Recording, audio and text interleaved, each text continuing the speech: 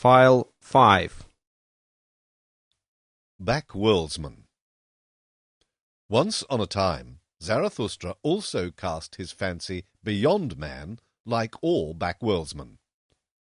The work of a suffering and tortured god did the world then seem to me. The dream and diction of a god did the world then seem to me. Coloured vapours before the eyes of a divinely dissatisfied one. Good and evil, and joy and woe, and I and thou. Coloured vapours did they seem to me before creative eyes. The Creator wished to look away from himself. Thereupon he created the world. Intoxicating joy is it for the sufferer to look away from his suffering and forget himself. Intoxicating joy and self-forgetting did the world once seem to me. This world, the eternally imperfect, an eternal contradictions image and imperfect image, an intoxicating joy to its imperfect creator. Thus did the world once seem to me. Thus, once on a time, did I also cast my fancy beyond man, like all backworldsmen. Beyond man, forsooth? Ah, ye brethren, that God whom I created was human work and human madness, like all the gods. A man was he, and only a poor fragment of a man and ego. Out of mine own ashes and glow it came unto me, that phantom, and verily it came not unto me from the beyond. What happened, my brethren? I surpassed myself, the suffering one. I carried mine own ashes to the mountain, a brighter flame I contrived for myself, and lo, thereupon the phantom withdrew from me. To me the convalescent would it now be suffering and torment to believe in such phantoms. Suffering would it now be to me, and humiliation. Thus speak I to backworldsmen. Suffering was it, and impotence, that created all backworlds, and the short madness of happiness which only the greatest suffer experienceth.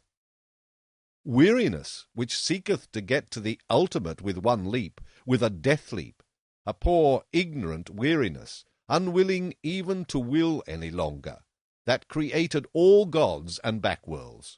Believe me, my brethren, it was the body which despaired of the body. It groped with the fingers of the infatuated spirit at the ultimate walls. Believe me, my brethren, it was the body which despaired of the earth. It heard the bowels of existence speaking unto it.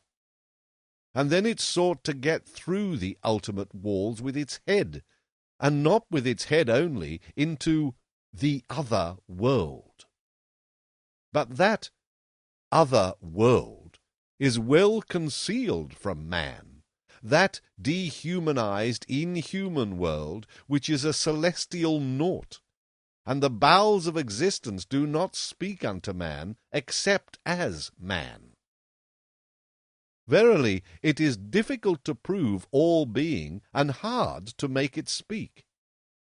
Tell me, ye brethren, is not the strangest of all things best proved? Yea, this ego, with its contradiction and perplexity, speaketh most uprightly of its being, this creating, willing, evaluating ego, which is the measure and value of things.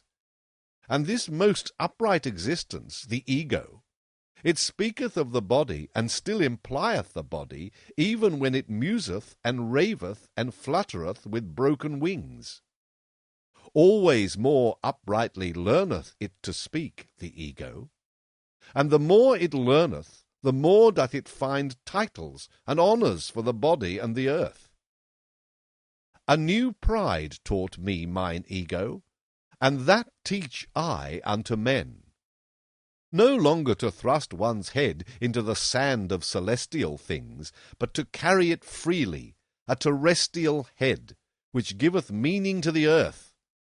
A new will teach I unto men, to choose that path which man hath followed blindly, and to approve of it, and no longer to slink aside from it like the sick and perishing. The sick and perishing, it was they who despised the body and the earth, and invented the heavenly world, and the redeeming blood drops, and even those sweet and sad poisons they borrowed from the body and the earth. From their misery they sought escape, and the stars were too remote for them. Then they sighed, "Oh, that there were heavenly paths by which to steal into another existence and into happiness!" Then they contrived for themselves their bypaths and bloody draughts. Beyond the sphere of their body and this earth, they now fancied themselves transported, these ungrateful ones. But to whom did they owe the convulsion and rapture of their transport? To their body and this earth. Gentle is Zarathustra to the sickly. Verily he is not indignant at their modes of consolation and ingratitude. May they become convalescents and overcomers, and create higher bodies for themselves. Neither is Zarathustra indignant at a convalescent who looketh tenderly on his delusions, and at midnight stealeth round the grave of his God. But sickness and a sick frame remain even in his tears.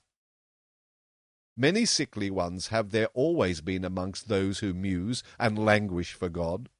Violently they hate the discerning ones, and the latest of virtues, which is uprightness. Backward they always gaze toward dark ages. Then indeed were delusion and faith something different. Raving of the reason was likeness to God, and doubt was sin. Too well do I know those godlike ones. They insist on being believed in, and that doubt is sin. Too well also do I know what they themselves most believe in. Verily, not in back-worlds and redeeming blood drops, but in the body do they also believe most, and their own body is for them the thing in itself.